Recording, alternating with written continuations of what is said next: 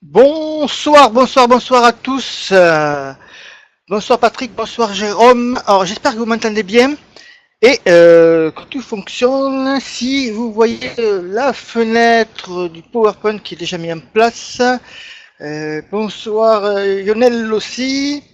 Euh, alors je vais mettre un petit mot dans le chat pour voir si vous m'entendez bien.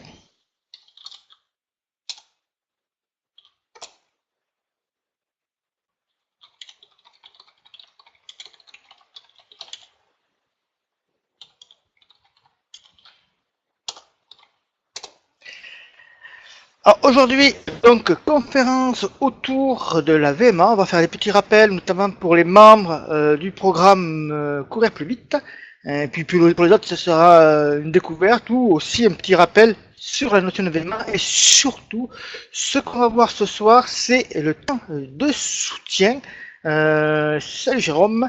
Ce qu'on va parler par temps de soutien, je vais vous parler de la CLIM, TLIM, temps limite à VMA. Donc ça va être très très intéressant. Vous allez voir, si vous ne connaissez pas notamment le temps de soutien à VMA, c'est une donnée importante qu'on travaille plus ou moins à l'entraînement, parfois sans le savoir, mais il y a une possibilité justement de travailler, de programmer et de programmer un entraînement autour justement de ce temps limite de soutien. Vous allez voir, c'est un peu différent de ce que l'on connaît et de ce que l'on voit régulièrement. On ne le voit pas d'ailleurs dans les plans d'entraînement, on ne voit pas justement dans ces plans d'entraînement le temps de soutien limite. C'est vraiment une fonction, pas une nouveauté parce que ça fait très très longtemps que c'est connu. C'est Véronique Pillard, une physiologie du sport, j'aurai l'occasion d'y revenir, qui en avait la première parlé. Et donc, on va voir tout cela ensemble, aujourd'hui, ce soir plutôt. Et donc, vous pouvez me poser vos questions lorsque vous en avez dans la fenêtre de chat. De temps en temps, je vais switcher parce que j'ai plusieurs écrans et donc je vais devoir switcher à plusieurs reprises entre la fenêtre de chat et mes écrans.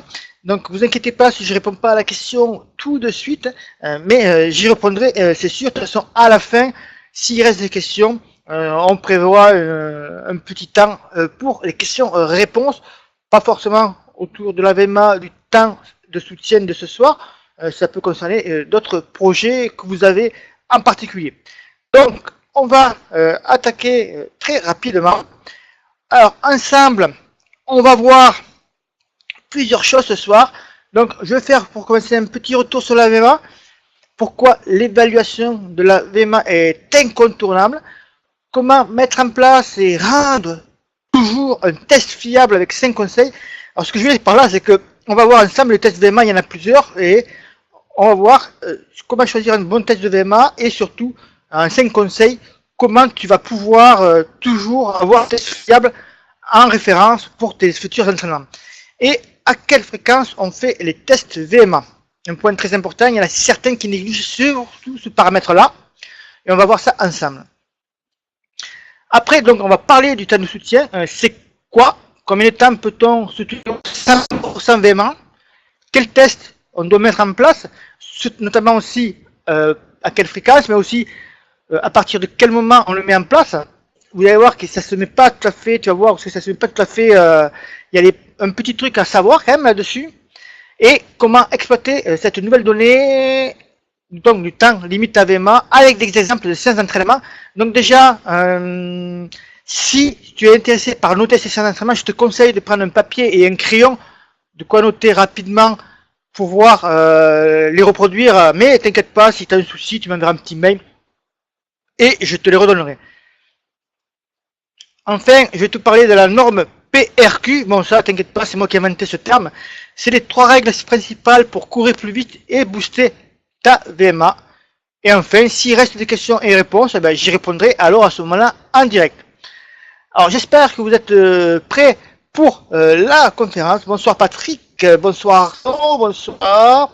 Bonsoir à tous. Donc, on va bientôt attaquer. On va attendre une petite minute. Pardon, excusez-moi. Une petite minute avant d'attaquer. Toutes ces notions-là, vous aurez le replay à partir de demain. Et pour les membres du programme Courir plus vite, il sera automatiquement mis dans leur espace privé parce qu'à la base, c'est une conférence pour les membres du programme Courir plus vite. Je bois un petit coup de thé et on est parti. Allez, on attaque directement. Et on va attaquer donc par le retour sur la VMA, les indispensables. Hein. Donc je vais commencer par te parler pourquoi l'évaluation de la VMA est incontournable. Et tout d'abord, la VMA, c'est quoi juste hein, c'est la vitesse maximale aérobie. C'est la vitesse à laquelle ton corps utilise 100% de sa consommation d'oxygène ou VO2 max. Plus un sportif peut consommer une grande quantité d'oxygène en litres par minute, plus sa VMA sera importante. Alors, ce qu'il faut savoir, c'est que la VMA détermine notre allure de course aérobie maximale et on peut la tenir en général 5-6 minutes. Pour les efforts plus longs, des études ont montré qu'on peut tenir un certain pourcentage de cette vitesse. Par exemple, sur une course de 10 km, un coureur peut courir à une allure proche de 90% de sa VMA, 85% pour un semi-marathon et 80% pour un marathon. Mais tout de suite, je te mets un laps, un gros panneau, attention. Ces données-là ont été faites à partir des coureurs de très très haut niveau. Hein, donc, si toi, tu vaux 45 minutes sur 10 km, tu vaux 50 minutes, tu vaux plus, tu vaux même 40 minutes sur 10 km, tu n'auras pas, ou tu auras vraiment du mal à avoir ces 90% de ta VMA sur un 10 km par exemple. C'est vraiment des données qui ont été calculées sur des coureurs de très haut niveau. Hein, mais néanmoins, on peut s'en rapprocher. Hein. Mais si tu fais 85% sur 10 km, tu peux considérer que tu as fait une bonne course également. Donc, bien sûr, il n'y a pas que la VMA qui rentre en jeu. Hein. Pour prévoir les performances, on sait que l'endurance est également très importante. Et c'est aussi notre capacité à tenir un certain pourcentage de notre VMA dans le temps. Il y a donc deux notions très importantes. Tu as la VMA d'un côté et ta capacité à tenir un pourcentage élevé de la VMA. Il y a plusieurs niveaux de maintien de la VMA, 90%, 85%, 80%, 75%, et il y a le fameux 100% qui est le temps de soutien, mais qu'on va voir après. Le calcul est donc très simple. Si en améliorant ta VMA et ta capacité à courir à des allures proches de cette VMA, on améliore nos performances, nos distances de course plus longues. Ensuite, nous allons donc voir comment mettre en place un test et le rendre toujours fiable. Les tests, il en existe, il en existe plusieurs. Dans le programme Courir plus vite, on en a proposé 7, mais il y en a d'autres. Donc c'est nécessairement refaire une vidéo là-dessus.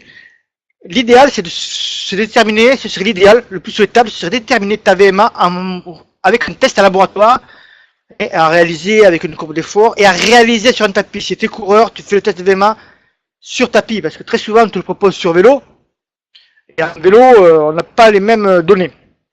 Alors si tu es seul, là à ce moment-là ça se complique un petit peu, mais par exemple le test qu'on propose dans nos programmes est très bien, et tu as tout le protocole dans ton espace privé si tu es un des membres. Donc ce test, c'est très souvent, moi ce que je conseille, c'est on conseille le test demi-heure, pardon, excuse-moi, c'est le test que tu vas faire par exemple tes 6 minutes après avoir fait un bon échauffement. On a tout le protocole, hein. C'est autour de 20 minutes d'échauffement, 10 minutes d'exercice pour monter en gamme, pour monter tout ça, truc. Et après, troisième point, on fait des lignes droites qui ne sont pas des sprints. Et après, on fait le test VMA. Nous, on utilise le test de demi-coupeur, c'est-à-dire 6 minutes à fond. On fait le plus rapide possible et faire la distance la plus longue. À partir de là, une règle de calcul très simple s'applique. Le souci de ce test-là, c'est qu'il ne faut pas forcément avoir un bon niveau, mais il faut connaître un peu ses allures. Il ne faut pas partir trop rapidement à l'abordage, parce que 6 minutes, c'est court, mais c'est aussi très long. Donc attention là-dessus. Et oui, Jérôme, sans sucre le thé. Et donc là-dessus, le test VMA, tu dois le faire, on va le voir tout à l'heure, mais il y en existe plusieurs. Il faut que tu trouves celui qui se rapproche, celui que tu désires pour toi, et on va voir cela avec donc le prochain slide, ou plutôt comment mettre en place justement 5 conseils sont très importantes, parce qu'il faut que tu rendes toujours ton test fiable pour une simple et bonne raison, parce qu'il est important pour toi d'avoir toujours les mêmes références, ou à peu près, pour connaître ton évolution, ton progrès. Parce que si les conditions sont trop différentes, tout est baisé. Par exemple, si tu fais notre test demi Cooper avec notre protocole, mais si la fois suivante tu fais le test Cooper qui est sur 12 minutes, ou un test Waveman qui est le fameux test autour de la piste avec des plots et le bip qui se déclenche et qui s'accélère, les données seront forcément faussées parce que elles n'ont pas été faites dans les mêmes conditions. Alors voilà mes 5 conseils pour avoir toujours un test fiable et surtout que tu puisses t'en servir comme référence par rapport à ce que tu as fait dans le passé. Un parcours proche d'un endroit que tu fréquentes régulièrement. Parce que si tu dois prendre la voiture, traverser la ville ou prendre les transports pendant un long moment, faire un test VMA, ça devient alors exceptionnel, même si c'est exceptionnel un test VMA, mais c'est assez compliqué. Si tu dois le faire une fois, tu vas te dire, oh, faut que je traverse la ville, faut que je prenne mon sac à dos, ça va être hyper compliqué. Donc, un parcours proche de chez toi. Des conditions climatiques clémentes. Alors, le parcours proche, juste un petit mot, ça peut être une piste d'athlée, mais on va y revenir, et un parcours plat, une route toute plate, hein, on va y revenir tout à l'heure. Des conditions climatiques clémentes. Pas trop de vent ou vent nul, pas de pluie, pas de froid intense. Il vaut mieux reporter un test si dehors c'est la tempête, hein, il vaut mieux le reporter 2 jours après ou 3 jours après, c'est pas grave.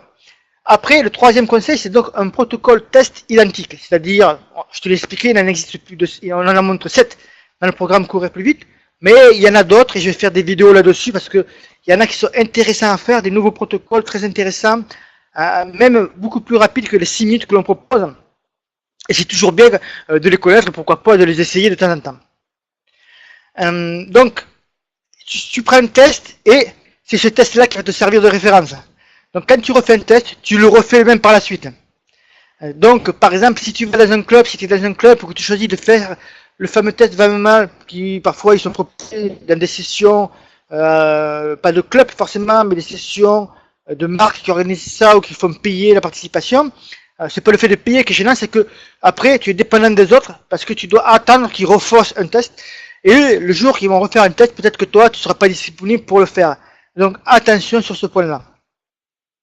Ensuite, quatrième point très important, un test de VMA, il faut être en bonne condition, en bonne forme. Hein. Donc pas d'entraînement difficile la veille ou le jour précédent, c'est-à-dire tu te places dans les meilleures dispositions possibles. Pas de sortie VMA, pas de sortie au seuil, pas de sortie longue la veille. Et pas durant ta phase de récupération après une compétition par exemple. L'idéal c'est le jour de la veille ou alors une petite sortie cool en endurance ou une petite sortie de vélo par exemple. Après, le cinquième dernier point c'est un échauffement approprié selon le test SWAGI. Par exemple, pour le test VMA, tu n'as pas besoin de faire un échauffement. Mais pour tous les autres tests, comme le test de Cooper ou d'autres tests à allure constante, tu es obligé de faire un échauffement et là, tu reprends le protocole, tu reprends ce que je t'ai dit plus tôt pour faire cet échauffement très important. Enfin, on va aborder le dernier point. Donc, si tu as des questions, n'hésite pas à la fenêtre, dans la fenêtre de chat. Je vais regarder s'il y en a. Il n'y a pas de questions pour l'instant. Donc, je continue. Et à quelle fréquence ton test? Alors là, c'est très très important. C'est un point très très important parce que je vois beaucoup d'erreurs qui sont faites sur ce sujet-là.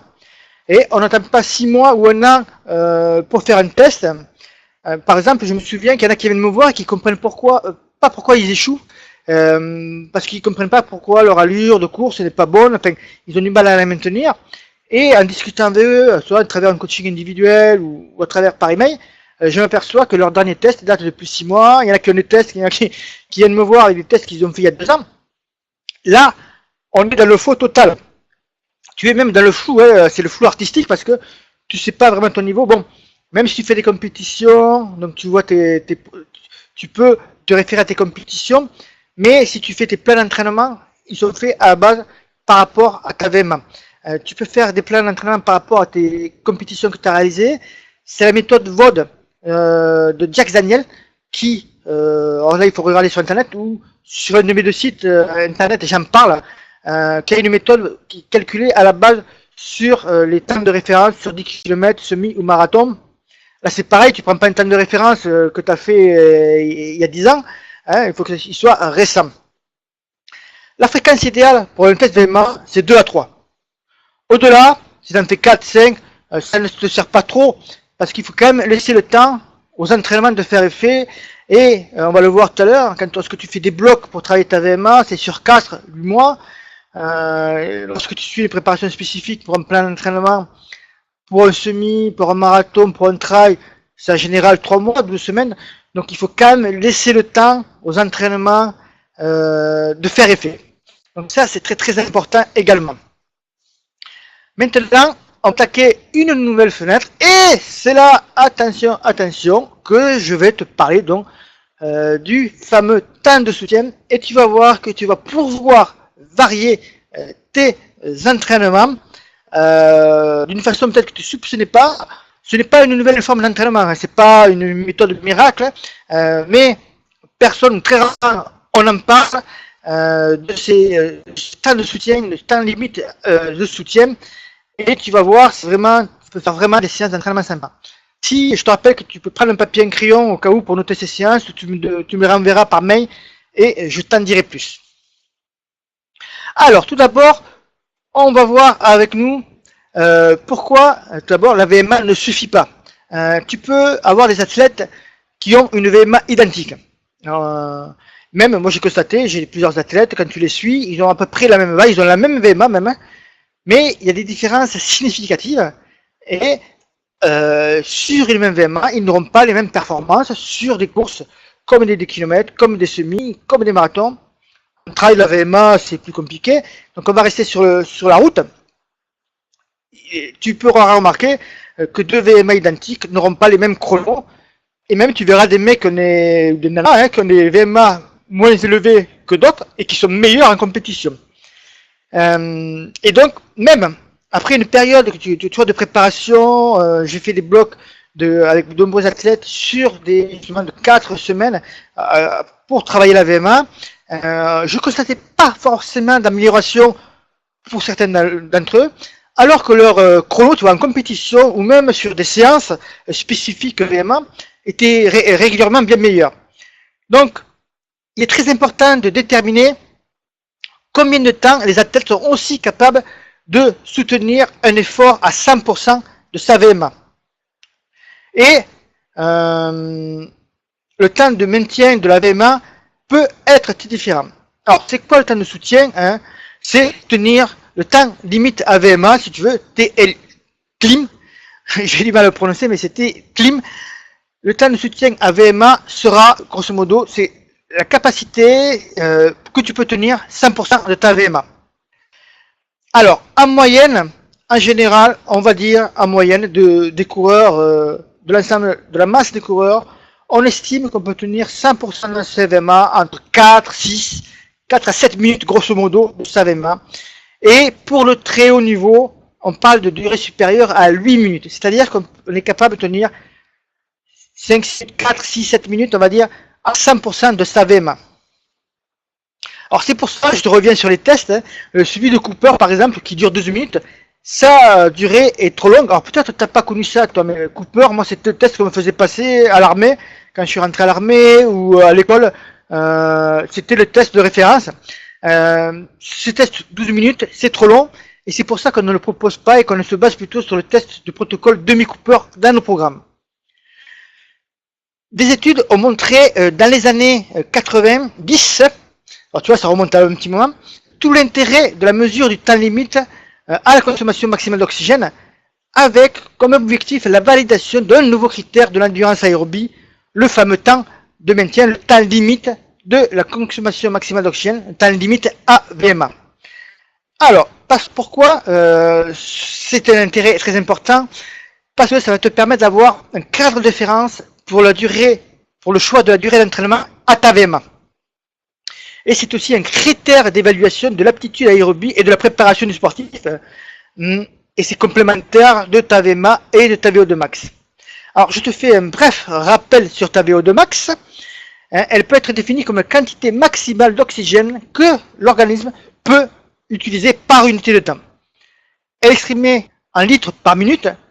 Et pour permettre la comparaison entre athlètes, on la divise ensuite par le poids et est donnée en millilitres par minute et par kilo de poids. Elle est reliée à la course à pied par la vitesse maximale aérobie et à la PMA en vélo, puissance maximale aérobie.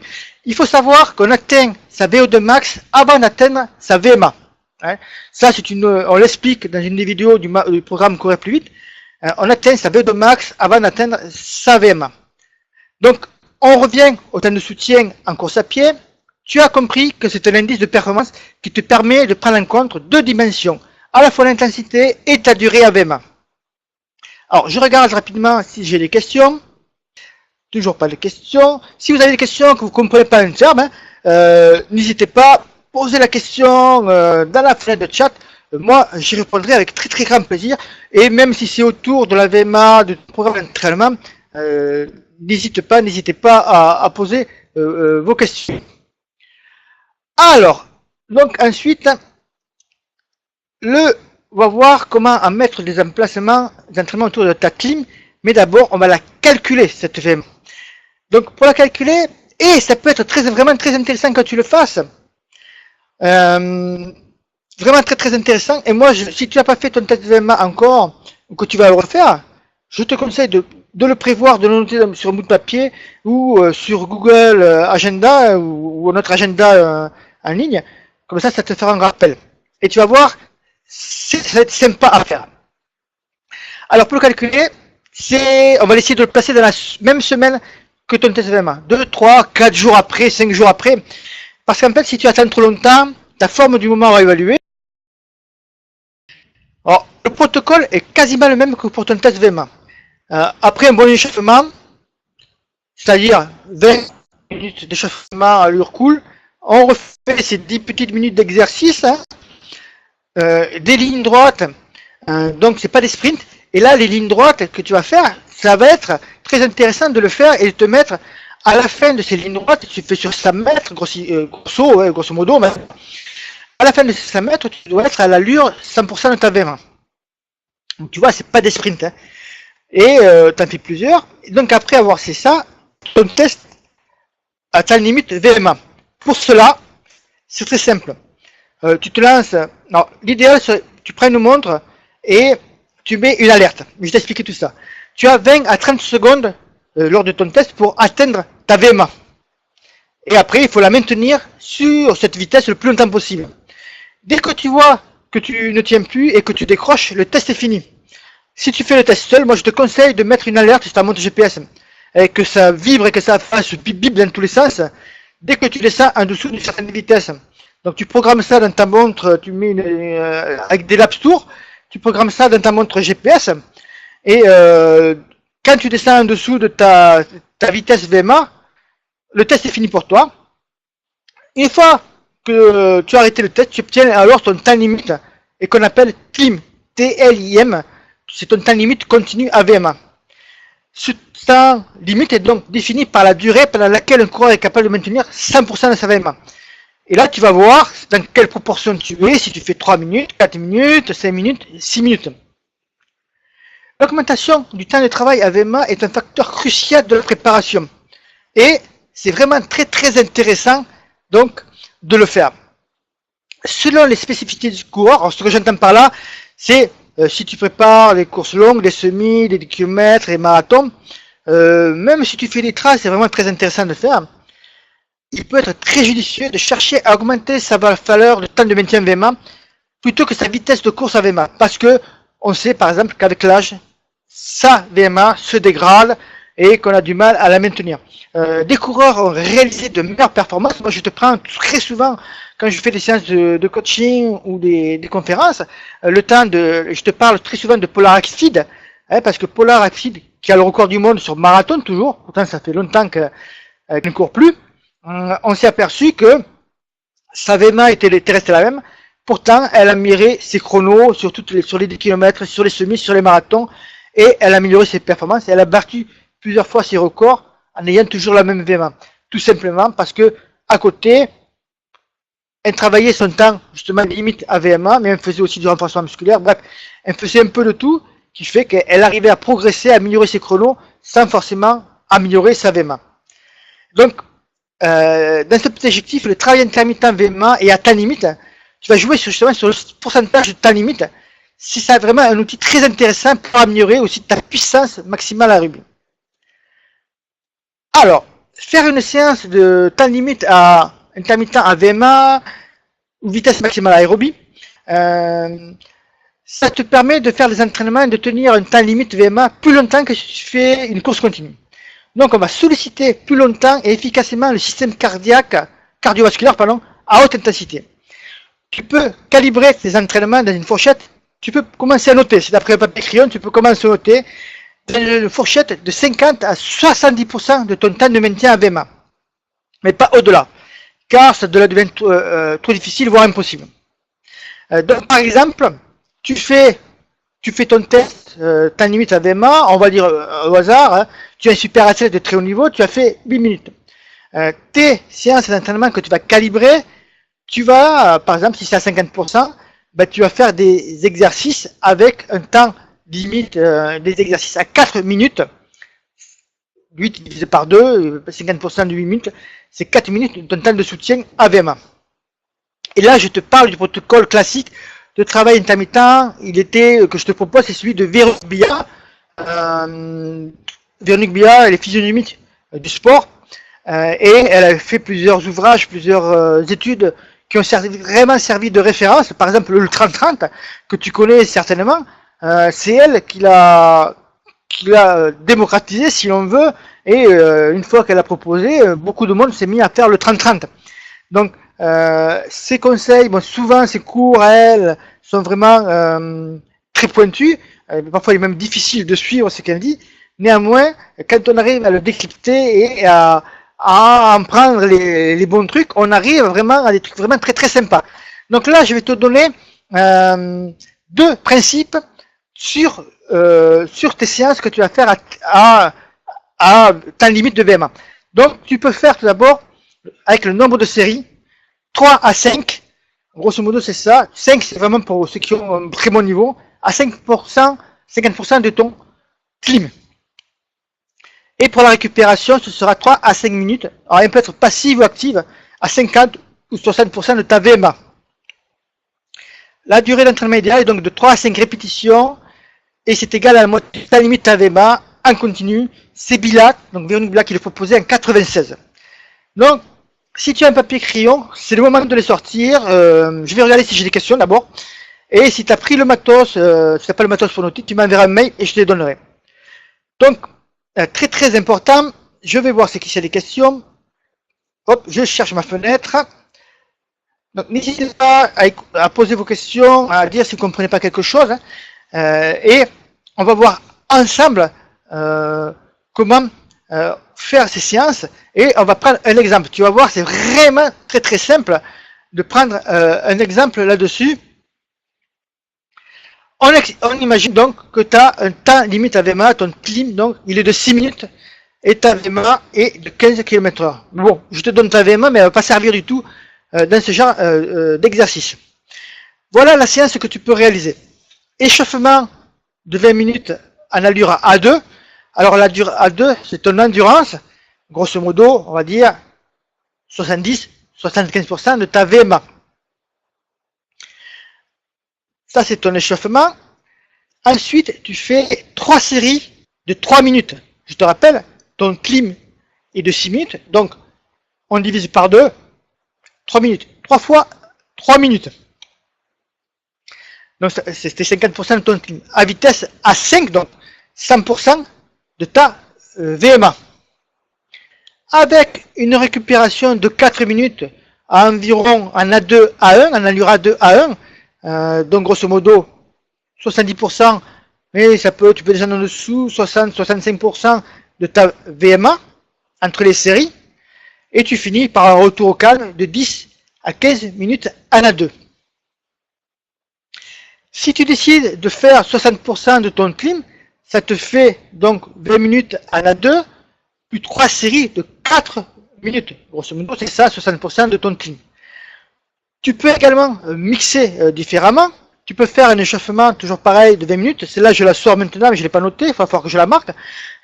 Donc, échauffement de 20 minutes, plus 2 séries de 3 minutes, avec bien sûr la récupération de 4 minutes entre ces 2 séries. Plus, par exemple, on va te mettre 10 minutes en allure à 2, plus 2 nouvelles séries de 3 minutes, et on finit par 10 à 15 minutes de A2. Tu vois qu'on peut faire de nombreuses variantes, qu'il est possible de varier à l'infini ce genre d'exercice, et je vais te parler de ça, comment le réaliser dans tes entraînements, parce que tu verras que tu ne trouveras pas de programme avec un temps de soutien ou des plans d'entraînement que tu as le temps de soutien à l'intérieur de ton programme. Donc, si tu veux en faire, si c'est des séances très courtes que tu as, par exemple des séries de 100, 200, 300 mètres, que tu es à 100% de ta VMA, tu peux très bien les remplacer par, même si tu as 10 fois 200 mètres, 10 fois 300 mètres, si tu préfères, tu peux de temps en temps les remplacer par ce genre de séance. Le temps d'effort sera supérieur. Le temps d'effort, c'est-à-dire, ça te fait 3 fois 3 minutes. Par exemple, dans notre exemple là, ça te fait 9 minutes. Si tu fais des séries de 200 mètres, tu ne vas pas les atteindre, tu auras du mal de te rapprocher des 9 minutes à 100% de ta VMA. Donc, si tu dois remplacer une séance sur un programme d'entraînement, c'est vraiment des séances très courtes que tu dois remplacer. Une bonne nouvelle pour ceux qui vont faire le programme courir plus vite, enfin pour ceux qui sont dans le programme courir plus vite, ou pour ceux qui vont vouloir y accéder, je ferai, je pense, un programme aux peut-être pas pour tout de suite, mais d'ici un mois, un plein d'entraînement sur 8 ou 10 semaines avec ces temps limites AVMA. Je vais réfléchir là-dessus à ce sujet-là. Donc je viens voir si j'ai des questions sur le programme. Toujours pas de questions. Je bois un petit coup à votre santé.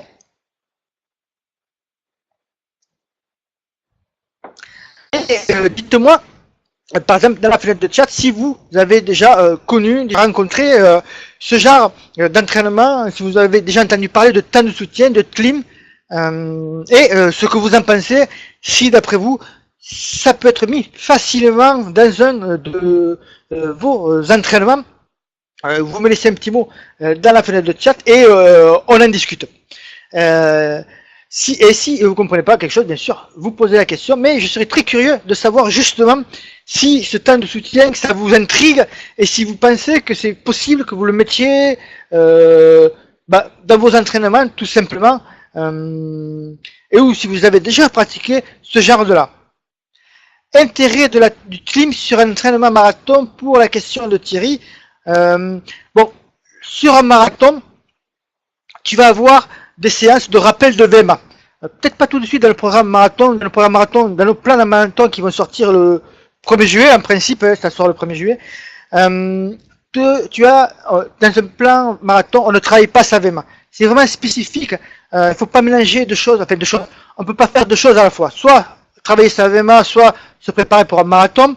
Mais dans un programme marathon, par exemple, tu vas trouver des séances de rappel de VMA. Une fois tous les 15 jours, grosso modo, plus tu vas avancer dans ton plan d'entraînement, que tu vas te rapprocher du jour J, tu vas te retrouver donc avec des séances de rappel de VMA. Il peut être intéressant, selon ton niveau de fatigue, il faut voir bien ça, attention, bien sûr, mais pourquoi pas faire deux ou trois séances, enfin pas deux ou trois séances, mais deux ou trois fractionnés avec ton temps limite à VMA à la place de la séance que tu as dans le plan d'entraînement. Ça peut vraiment se faire, parce que ce sont des séances courtes et très intensives qui se font sur un plan marathon tous les 15 jours approximativement, ou toutes les 3 semaines maximum, tu vas te retrouver avec notamment ton slim, ton temps limite, tes séances de VMA que tu peux faire. Donc il peut être intéressant de le remplacer par ce temps limite AVMA. Donc c'est ce temps limite AVMA, vous avez vu, le protocole est tout simple, un test VMA qu'on fait et quelques jours après on fait le test du temps limite AVMA. Attention quand même, parce que quand on fait ce temps limite AVMA, ne vous inquiétez pas si vous tenez que 3-4 minutes, parce que ça va très vite, ça va aller très vite. C'est vraiment très intensif, et donc c'est pour ça qu'apparaît quand on fait les exercices, on a 50% déjà, 50% de son temps limite AVMA, ça fait déjà de belles séries à réaliser.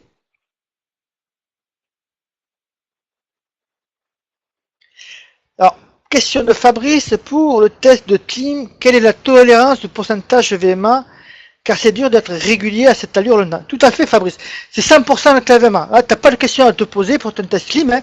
Comme je dis, tu fais un bon échauffement et après, juste après, tu passes sur le test. Donc, il faut que rapidement te mettre à l'allure 100% VMA. Donc, on tolère 20-30 secondes pour te mettre à cette allure et tu vois combien de temps tu tournes. Le mieux pour moi, ce que je pense quand on est tout seul, c'est de mettre une alerte sur sa fenêtre, sur sa montre GPS. Que dès que tu descends, justement de ton, comment dire, dès que tu descends dessous de tes 100% de VMA, ça vibre, ça sonne, et tu arrêtes à ce moment-là le chrono et tu auras ton clim, ton allure à test, enfin ton allure limite à VMA. Donc c'est 100% de sa VMA, il n'y a pas à se poser la question, c'est pas 85%, c'est pas 80%, c'est vraiment 100% et on est vraiment à fond de sa VMA. Ouais, c'est pas un sprint, hein, parce que un sprint en principe on peut monter plus haut encore, mais 100% de sa VMA là-dessus, très important quand on fait ce test là, de maintenir son 100% de VMA. Moi je conseille de le faire. Si vous connaissez votre VMA, que vous avez fait votre test il y a moins de 6 mois, vous avez fait 3-4 mois, essayez, si vous n'avez rien de prévu, si vous n'avez pas de planification précise, essayez, faites simplement le test, ça va être très très rapide, vous allez voir, vous n'allez pas tenir 10 minutes, et ça va vraiment vous donner une idée de ce que vous êtes capable de tenir, et après, c'est très intéressant d'utiliser ce paramètre-là, moi je pense, parce que lorsqu'on aura des tests VMA, tu vas te dire, si tu refais un test VMA 2-3 mois après, ma VMA n'a pas augmenté, je suis nul, ou alors l'entraînement n'était pas génial, etc. Alors que peut-être c'est tout simplement ton temps limite à la VMA qui s'est amélioré. Donc parfois on voit des différences significatives là-dessus. Donc c'est vraiment intéressant de faire les deux, et je pense que ça permet de compléter vraiment ta panoplie de coureurs en connaissant ces deux facteurs-là, qui sont vraiment très très intéressants à maîtriser, à connaître. Et d'ailleurs, comme je l'ai dit, ça j'en parle maintenant, la priorité pour le groupe Courir plus vite, pour les membres du programme Courir plus vite, mais je vais en parler, je vais proposer le test pour tous nos autres programmes d'entraînement, et notamment la méthode de Rubik, j'en parlerai également là-dessus. Donc, je continue mon topo. Maintenant, je vais te parler du PRQ, les 3 règles principales pour courir plus vite et booster ta VMA. 3 règles principales, donc, planifier, pour le P tout d'abord. Quand on veut progresser en course à pied, courir plus vite, booster sa VMA, mais même améliorer ses chronos, il y a vraiment une règle très importante, une règle. Il y a vraiment quelque chose qu'il faut se mettre dans la tête, quel que soit son niveau de coureur, quand on veut progresser, il y a des périodes dans ta saison sportive. Ces périodes-là, je le répète, je le rabâche régulièrement, mais il faut vraiment que ça rentre dans le cerveau. Et parfois, il y en a certains, c'est dur, il faut taper, parce que tous les coachings que je fais, aucun ne me le fait ne me le fait correctement ou ne me propose sa version de façon correcte. J'ai fait une formation qui s'appelle Je planifie pour un pro là-dessus, et donc vraiment là-dessus c'est très important. Donc tu as 4 périodes. Tu as une période qu'on appelle de préparation générale, où c'est que tu vas justement, c'est là que rentre par exemple travailler ta VMA, mais ça peut être un objectif, renforcer ton foncier, travailler ta fée, travailler ta puissance, travailler ta résistance, faire du renforcement musculaire. Bref, c'est une période qui est généralement assez longue. 1, 2, ça va jusqu'à 3 mois d'ailleurs. S'ensuit une préparation spécifique à une épreuve. N'importe quelle compétition, un 10 km, un cross trail, grosso modo 12 semaines. Là-dedans, je compte l'affûtage bien sûr. L'affûtage, moi je l'englobe dans cette préparation qu'on appelle une préparation spécifique. La troisième période que tu as, c'est la période de récupération qui est derrière ta compétition ou ton groupe de compétition. Quand tu es sur 10 km par exemple, tu peux te programmer 10 km en 3 semaines, mais grosso modo, tu as un seul objectif à la sortie de cette période. Donc, tu as une période de récupération qui dure plus ou moins longtemps en fonction de l'objectif que tu as eu. Et ça, c'est ta quatrième période. Donc, c'est vraiment très important d'avoir ces cycles-là qui soient bien définis dans ton calendrier.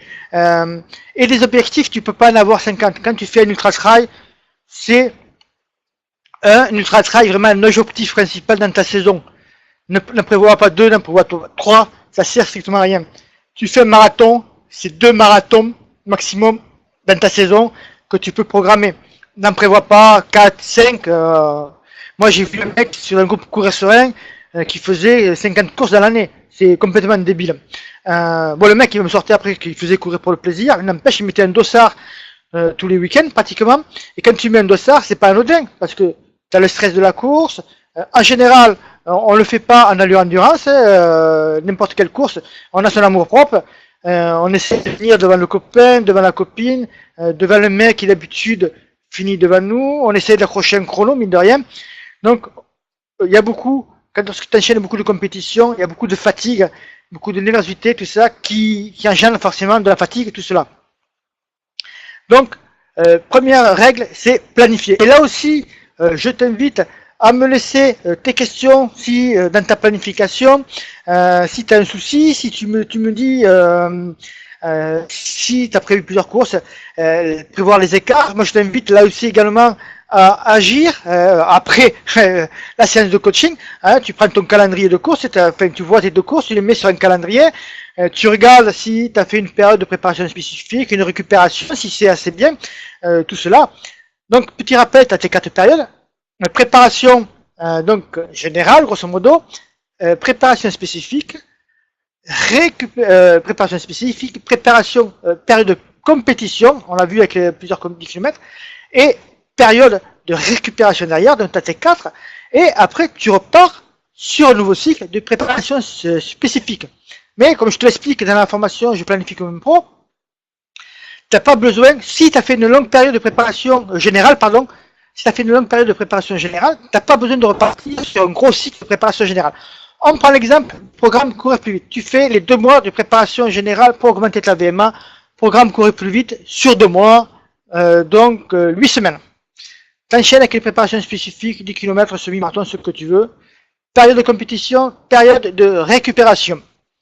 Là, si tu as fait 8 semaines de préparation spécifique, de préparation générale, tu n'as pas besoin de refaire 8 semaines après. Pour un rappel, tu fais 4 semaines par exemple, ça suffira largement avant de rattaquer une nouvelle période de préparation spécifique par rapport à une autre compétition que tu as. Donc, plus ta période sera longue au départ de ta saison, plus tes rappels ensuite sur cette préparation spécifique seront courts, pourront être plus courts. Ça, c'est le premier point qu'on vient de voir ensemble. Le deuxième point maintenant, répéter. Alors, il ne faut pas être impatient, tout ne s'obtient pas d'une baguette magique. C'est au fur et à mesure que tes entraînements vont payer, c'est ta progressivité de l'entraînement qui vont payer. Tu ne vas pas réaliser, tu ne vas pas réussir. Il y en a qui voudraient, en prenant le programme, courir plus vite, augmenter l'avènement en 4 semaines qui passe de 12 km/h à 17 km/h. Non, c'est pas possible. Ceux qui vont rapidement progresser comme ça, peut-être pas autant, mais qui vont rapidement progresser, ce sont ceux qui n'ont jamais fait de fractionné, ou qui débutent juste le fractionné. Quand ils vont utiliser nos programmes, il est certain qu'ils vont avoir un boost parce que les séances sont bien planifiées, sont bien programmées. C'est Frédéric Hurlin qui a fait les plans d'entraînement. Frédéric Hurlin, tu l'as sur la page de présentation du programme, il a notamment un master en sport d'endurance, une licence. Bon, c'est une grosse tête au niveau de l'entraînement running et course à pied. Donc, comme je te le disais, tu vas répéter ça. L'idéal, c'est de faire notre programme courir plus vite 2 fois par saison. Une fois sur une période de 2 mois et une autre fois sur une période de 4 semaines entre 2 compétitions. Donc voilà, ça c'est très important. On a le P, on a le R.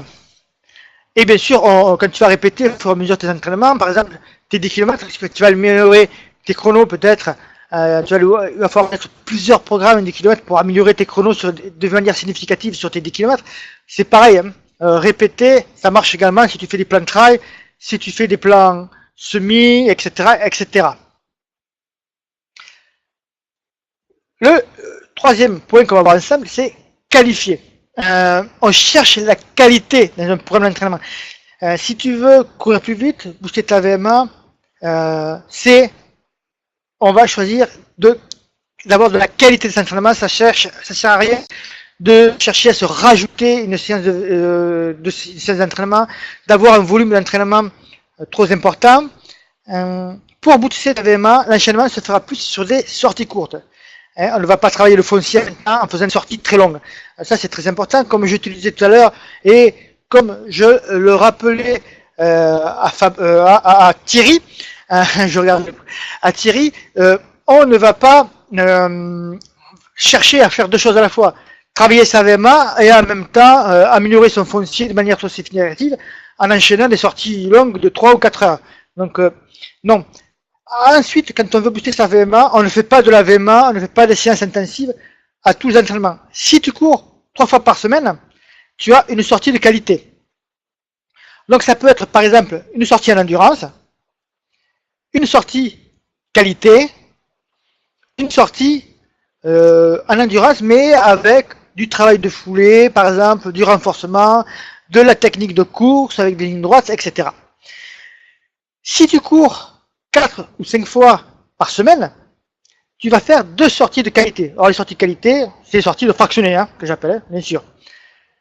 Ce qui va te donner une sortie en endurance, 2 sorties de qualité qui ne se suivent pas, et tu vas pas enchaîner 2 séances de VMA de suite. Tu peux très bien faire une séance de VMA sur piste ou sur route plate, et ta deuxième séance de VMA en côte. Ça peut être très bien. Même si pour un programme courir plus vite comme le nôtre, moi je conseille plutôt de rester sur du plat. Et donc ça te fait déjà 3 sorties, et ta dernière sortie sera une sortie en endurance, mais là pareil, avec du travail de foulée, du renforcement, des petits trucs comme ça. Et là, tu as un entraînement complet qui va te faire progresser. Ça ne sert à rien, comme j'en vois certains, de vouloir mettre de la VMA, de l'intensité, de la qualité à tous les entraînements. Il faut vraiment laisser aussi ton corps le temps de récupérer, d'assimiler ce qu'il fait. Donc là aussi, un petit exercice pour toi, hein, c'est de me mettre, si tu le souhaites, de me mettre dans la fenêtre de chat, si tu es la semaine type d'entraînement, si tu fais par exemple 3 entraînements par semaine en vue d'une compétition, à ce moment-là tu me marques la compétition que tu veux, tes 3 séances de semaine, toutes les 4 séances, et je te dirai alors ce que j'en pense, ce que tu peux déjà, d'ores et déjà améliorer pour la fois suivante. Donc je te laisse le temps de marquer cela. Et on va passer, c'est le dernier tableau, forcément, c'est le dernier tableau autour des questions-réponses. Donc n'hésitez pas à poser vos questions. Ah oui, j'ai oublié d'en parler, le programme Courir plus vite.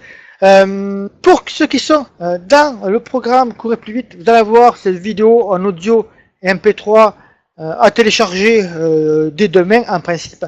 Le programme Courir plus vite, ce sont des plans d'entraînement, hein, donc sur 4 ou 8 semaines, avec 3 ou 4 séances par semaine, échange limité email, des vidéos et des MP3 on va dire de formation, mais d'explication aussi, les mises à jour qui sont à vie, hein, par exemple ces vidéos-là, pour les membres qui ont rejoint Courir plus vite il y a 2-3 ans, ils vont l'avoir dans leur programme, leur espace privé dès demain.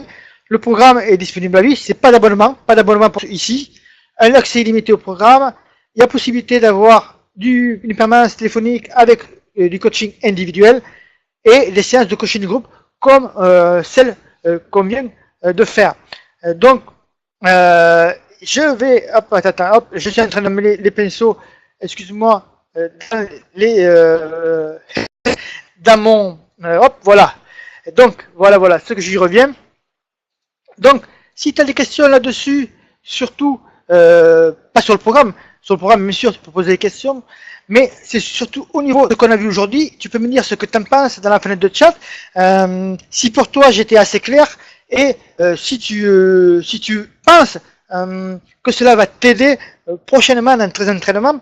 Donc c'est le moment de me poser tes questions dans la fenêtre de chat pour que je puisse y répondre. Alors, je vais te marquer le lien vers le programme Courir plus vite pour ceux qui veulent. Très important pour le programme Courir plus vite, c'est la fête des mères. Et pour ceux, notamment pour ceux qui ont vu le live actuel, là maintenant en principe c'est hop, je me suis trompé, j'ai pas pris le bon lien, excusez-moi, je reviens.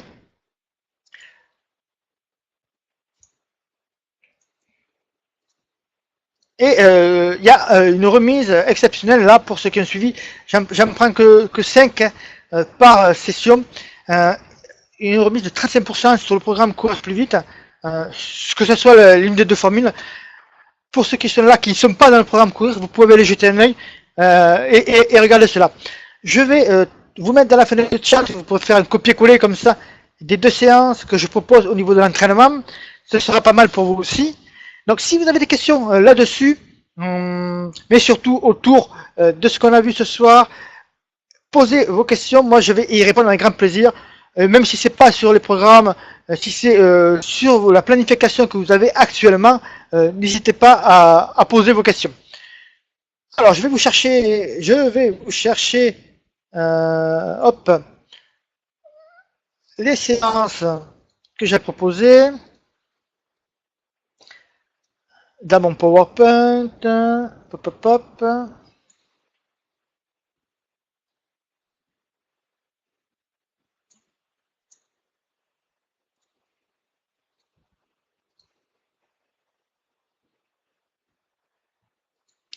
Ça marche Fabrice, tu peux m'envoyer ça, effectivement, je te dirai ce que j'en pense. Alors voici un exemple de séance que vous pouvez réaliser. Hein, là vous pouvez le carrément, je pense que vous pouvez copier-coller, essayer, vous direz si ça marche, mais moi j'y arrive. Hein, vous pouvez copier-coller la séance. Je te marque. Oui Thierry, je te donnerai mon retour, je pense demain. Je te donnerai mon retour demain par rapport à ce que tu m'as envoyé, j'ai bien reçu. J'ai commencé à regarder d'ailleurs, mais je te donnerai mon retour, je te ferai mon petit retour en audio là-dessus. Alors, lequel programme est prévu le plan marathon? Les premiers plans marathon, c'est tout simplement le programme marathon réussi. Ce sera pour le 1er juillet. Pour ceux qui sont de la méthode Rubik, le programme pour marathon, ce sera pas pour tout de suite, parce que là arrive grosse mise à jour pour ceux qui sont de la méthode Rubik, grosse mise à jour de l'application déjà de Rubik, l'application Rubik, et rajout d'un programme 60 km pour les trailers. Donc la mise à jour va arriver d'ici peu. Là, je suis en discussion avec mon je sais plus le mot, mais mon technicien qui fait l'application. Donc on est en train de mettre la mise à jour autour de Rubik. Il va y avoir le DVD+, le programme 60 km qui va être intégré avec le programme 30 km aussi dedans. Donc ça c'est la grosse mise à jour. Je pense qu'elle va arriver en début de semaine prochaine. Voilà. Ça c'est la première séance. Donc je vais mettre la deuxième séance. Hop. Là je vais mettre la deuxième séance. Attendez. Comme j'ai beaucoup de fenêtres, j'ai du mal à m'y reconnaître. Hop.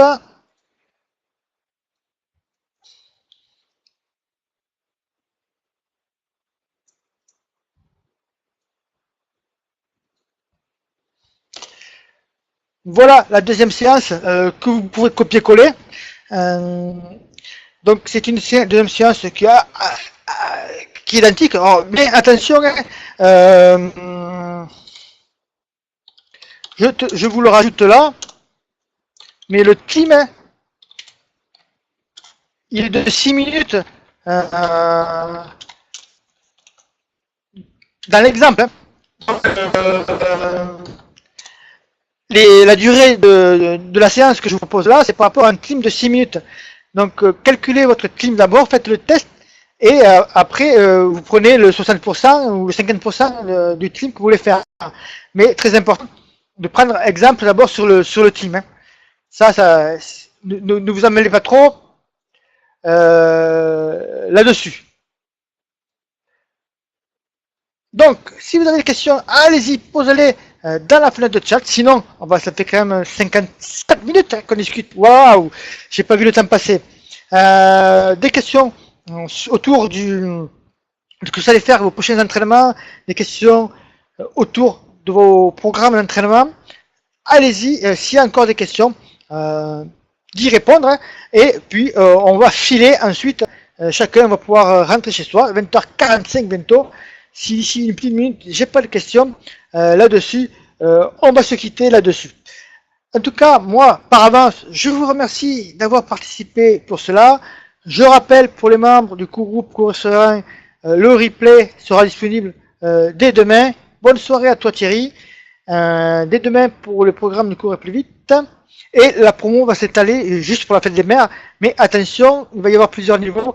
Là, il y a 35% de remise, mais pour les 5 premiers uniquement. Et après, on va être en dégressif. Je pense qu'après les 5 premiers, ça va passer à 25%, etc., etc. Donc, pour finir à 15% de remise maximum.